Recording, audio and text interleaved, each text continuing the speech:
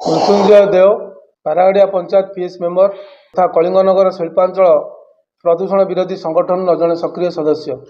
सर्वप्रथमे आपण मानक धन्यवाद तथा आम संगठन समस्त कर्मी को स्वागत जनाऊँगी। आज सांबादिक सम्मेलन उद्देश्य राज्य प्रदूषण नियंत्रण बोर्ड पक्षर आसंता 24/10 गत 24/10/2024 तारीख एक विज्ञापन दि जाइथिला। मेसर्स नीलाचल इस्पात निगम लिमिटेड को संप्रसारण करी 0.981 रु 9.5 को वृद्धि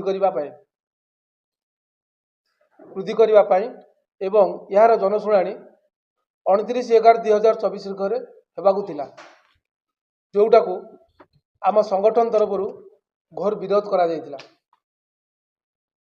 मु आपन को कहीदेवा चाहे